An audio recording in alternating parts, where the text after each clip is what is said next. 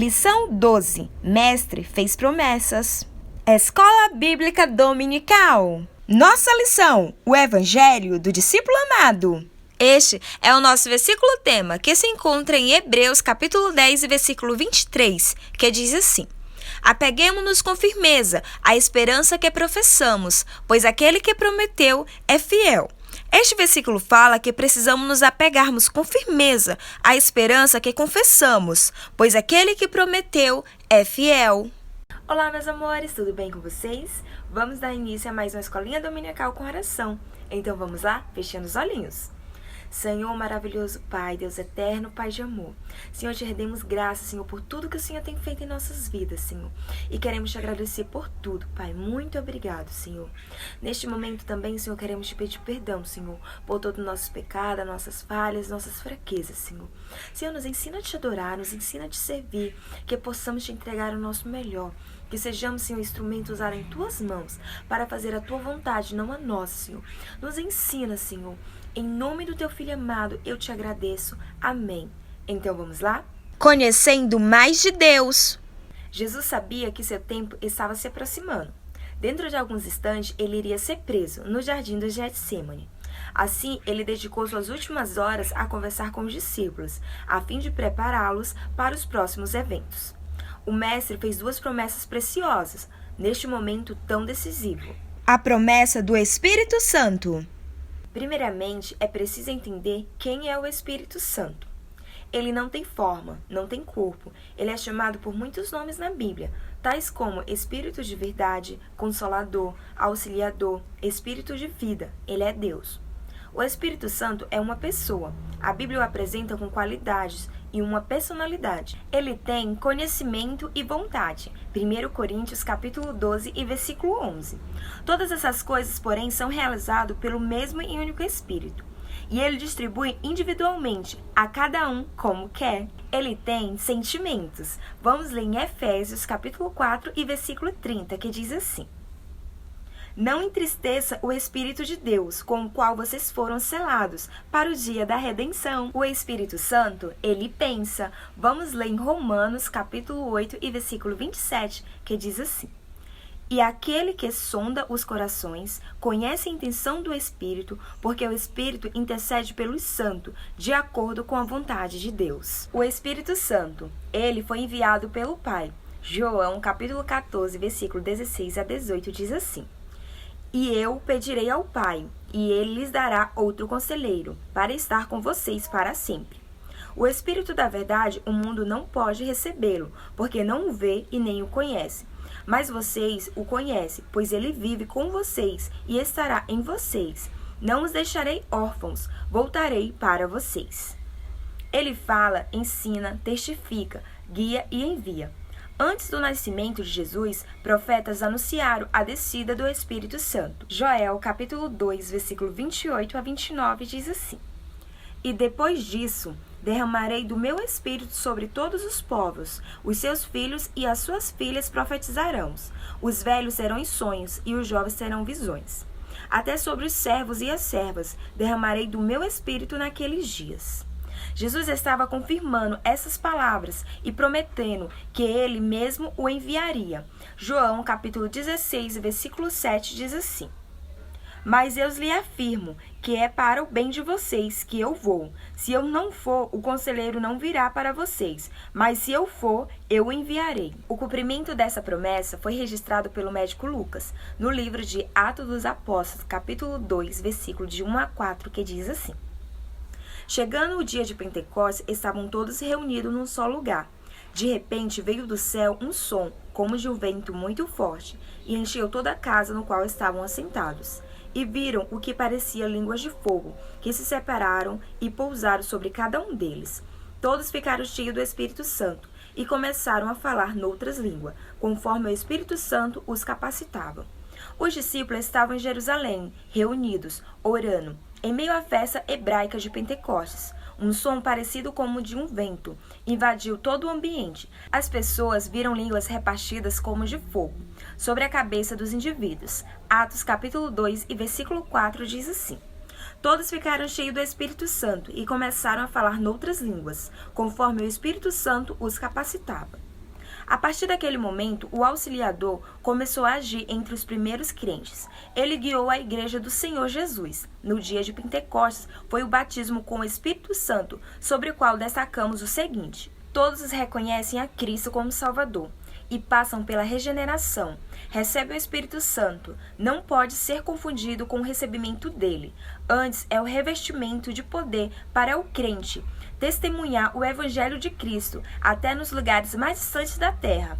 Atos capítulo 1, versículo 8.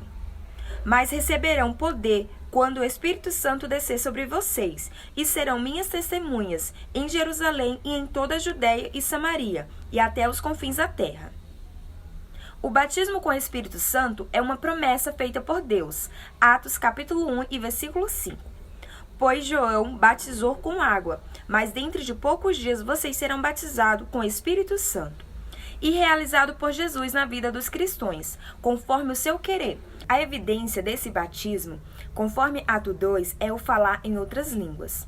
Esta graça está disponível ainda hoje a todos os seguidores de Jesus. Basta pedi-la em oração. Atos capítulo 2, versículo 38 a 39 diz assim: Pedro respondeu: arrependam-se a cada um de vocês, seja batizado em nome de Jesus Cristo, para o perdão dos seus pecados, e receberão o dom do Espírito Santo. Pois a promessa é para vocês, para seus filhos e para todos que estão longe, para todos quanto o Senhor nosso Deus chamar. A promessa de retorno. A segunda promessa é tão grandiosa quanto a primeira.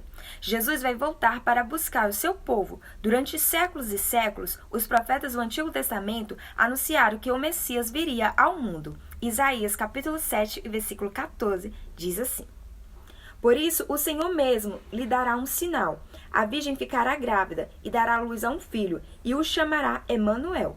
Miqueias capítulo 5 e versículo 2 diz assim: Mas tu, Belém Efrata, embora pequena entre os clãs de Judá, de ti virá para mim aquele que será o governante sobre Israel.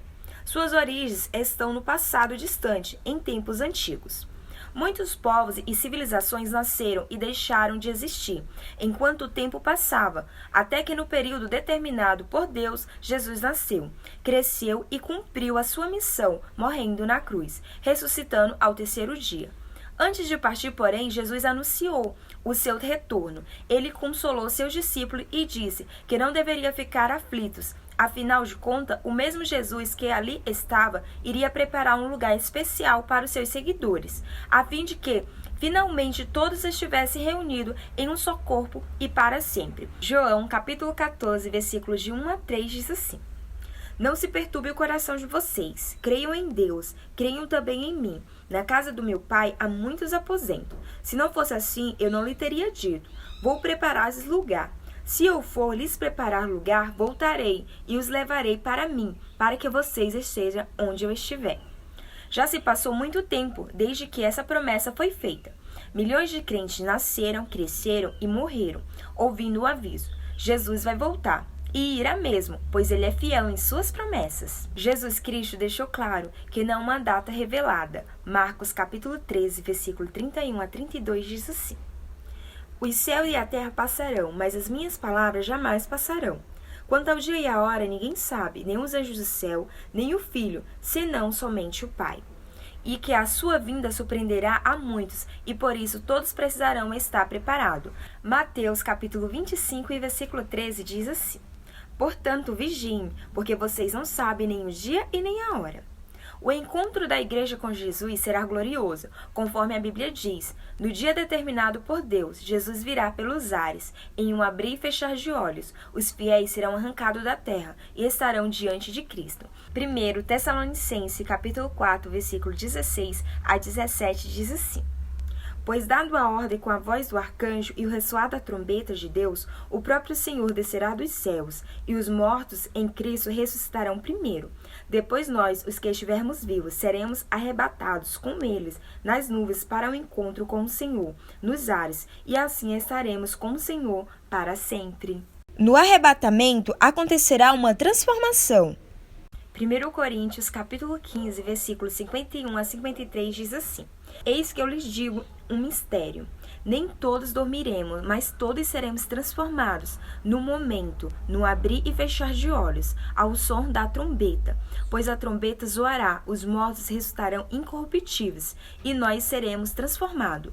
Pois é necessário que aquilo que é corruptível se revista de incorruptibilidade, e aquilo que é mortal se revista de imortalidade. O arrebatamento será o início da eternidade. Apocalipse capítulo 21, versículo 2 a 3 diz assim: Vi a cidade santa, a nova Jerusalém, que descia dos céus da parte de Deus, preparada como uma noiva adornada para o seu marido.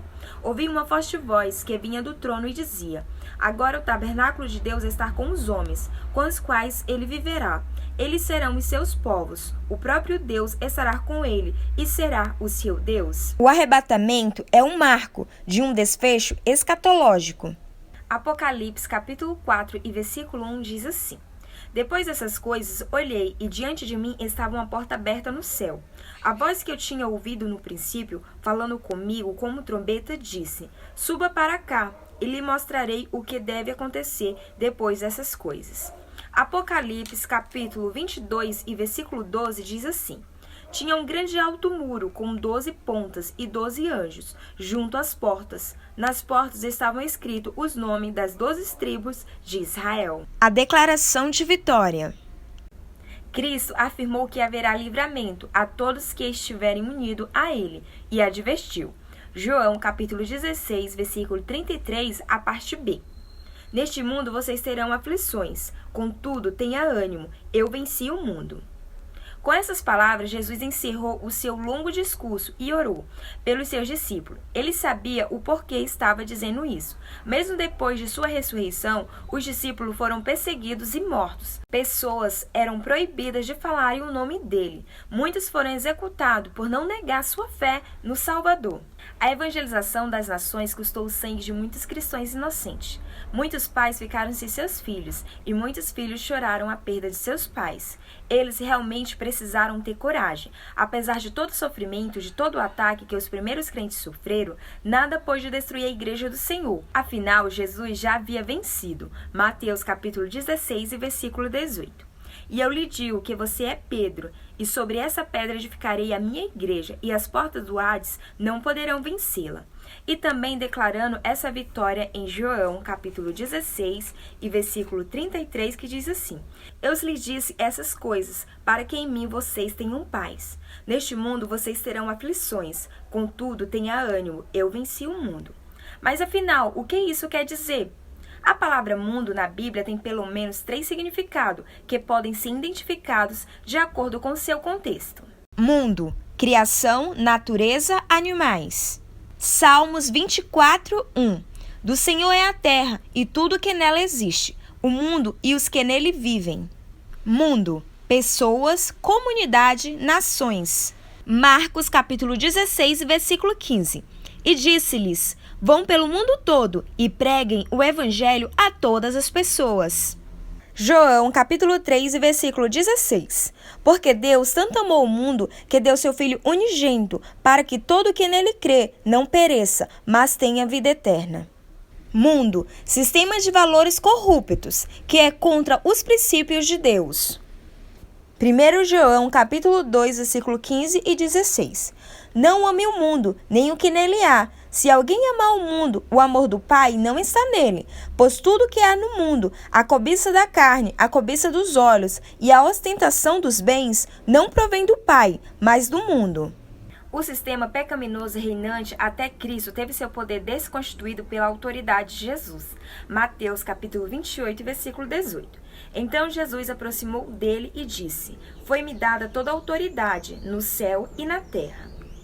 Ele venceu a morte, o inimigo, o poder do pecado. Ele venceu a mentira, o engano e corrupção. Ele venceu a injustiça dos homens. Ele deu à humanidade a oportunidade de ser livre do pecado, porque ele venceu o domínio do maligno. E assim abriu o caminho para todos os seus discípulos, de ontem e de hoje, e venceram também como está escrito, em 1 João capítulo 5 e versículo 4.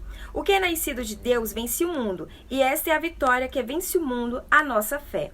Que possamos permanecer firme na fé e aguardar com alegria o cumprimento das promessas de Cristo, a sua igreja. Espero que vocês tenham gostado da aula e entendido. Porém, se há alguma dúvida, manda para mim, que eu vou ter enorme prazer de responder para vocês, tá bom? Beijos, até a próxima, tchau!